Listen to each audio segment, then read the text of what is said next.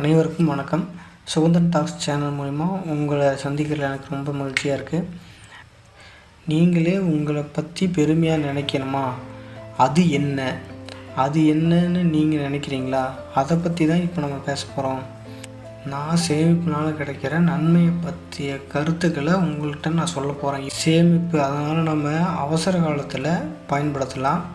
அந்த அவசர காலம் நான் எதை பற்றி சொல்கிறேன் அப்படின்னா, எதிர்பாராத மருத்துவ செலவு, பைக்கு கார் ஏற்பட பிரேக் டவுனு, எதிர்பாராத விதமாக ஏதாவது நடக்குது அப்படின்னா அதுக்கு யூஸ் பண்ணிக்கலாம். ஒரு வேலைக்கு போகும்போது அங்கே வேலை இழப்பு, ஏதாவது கம்பெனி ஷட் டவுன் ஆகுது, அந்த மாதிரி விஷயத்தில் யூஸ் பண்ணலாம்.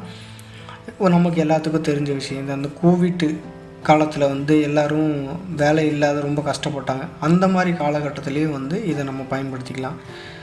சேமிப்பு இருந்தனால அதை தவிர வேறு சில நல்ல விஷயங்களும் இருக்குது.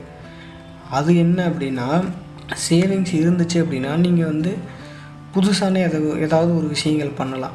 இப்போ சேவிங்ஸுங்கிறது நமக்கு எந்த அளவுக்கு இருக்கணும் அப்படின்னு ஒருத்தர் நம்ம கேட்பீங்க. இப்போ ஒருத்தரோட மாதத்தில் ஒருத்தருக்கு மாத வருமானம் வருது அப்படின்னா, அந்த மாத வருமானத்தில் 6 மாதம் வருமானமோ அல்லது 1 வருட வருமானமோ நம்மகிட்ட இருக்கணும். அதனால் நம்ம என்னென்ன பண்ணலாம் அப்படின்னா, இப்போ நமக்கு ஒரு புதுசாக ஒரு சின்ன பிஸ்னஸ் பண்ணலாம் அப்படிங்கிற ஒரு ஐடியா இருக்குது அப்படின்னா, நம்ம அதை ஃபுல்லாக ஆர்என்டி பண்ணி முடிச்சுட்டு நம்ம கடைசியில் நமக்கு 1 வருட சேவிங்ஸ் அமௌண்ட் இருக்குது. அது இல்லாமல் நம்ம அந்த பிஸ்னஸ்க்கான அமௌண்ட் ரெடி பண்ணி வச்சுருந்தோம் அப்படின்னா, நம்ம 1 வருடத்துக்கு நம்ம ஃபேமிலியும் ஸ்ட்ரகிள் ஆகாது. அதே சமயம் அந்த பிஸ்னஸும் நம்ம ட்ரை பண்ணி பார்க்கலாம். இந்த மாதிரி ஒரு புது முயற்சி நம்ம எடுத்து பார்க்கலாம். இது இல்லாமல் இன்னும் எனக்கு தெரிஞ்ச விஷயத்தில் இருக்கிற நல்ல விஷயம் என்ன அப்படின்னா, ஒரு வேலைக்கு போயிட்டுருக்குறோம். இப்போ நம்ம அடுத்த கட்டத்துக்கு நம்ம ஏதாவது அப்கிரேடேஷன் ஆகணும், ஒரு அடுத்த ஸ்டேஜுக்கு போகணும் அப்படின்னு நினைக்கிறோம் அப்படின்னா, அதுக்கு ஒரு கோர்ஸ் படித்தோன்னா நம்ம அடுத்து அப்கிரேட் ஆகலாம் அப்படிங்கிற மாதிரி ஒரு சுச்சுவேஷன் இருக்குன்னா, நம்ம அந்த டைமில் ஒரு 2 மந்த்ஸோ 3 மந்த்ஸோ நம்ம ஒர்க்கை டிஸ்கன்டினியூ பண்ணிட்டு அந்த கோர்ஸை முடிச்சுட்டு அதுக்கப்புறம் அப்கிரேடேஷனை நம்ம ஏதாவது ஒரு விஷயம் பண்ணலாம். இந்த மாதிரி நமக்கு சேவிங்ஸ்னால் நமக்கு யூஸ் இருக்குது.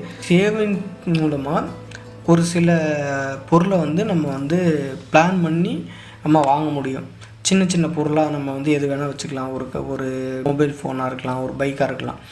இப்போ அதனால் நமக்கு என்ன பயன் கிடைக்கிது, பொருள் வாங்குறதுனால நமக்கு என்ன பயன் கிடைக்கிது அப்படின்னா, நமக்கு அதுக்கான வட்டியை நம்ம கட்டாமல் இருப்போம். அந்த வட்டியே நமக்கு மிகப்பெரிய லாபமாக நமக்கு கிடைக்கும். இந்த இடத்துல லாபங்கிறது நான் வட்டியை தான் மெயினாக சொல்கிறேன். இந்த 1 வருஷம் சேவிங்ஸ் நம்ம கையில் இருக்கும்போது இதோட மனதைரியம் நம்ம வார்த்தையால் சொல்ல முடியாது.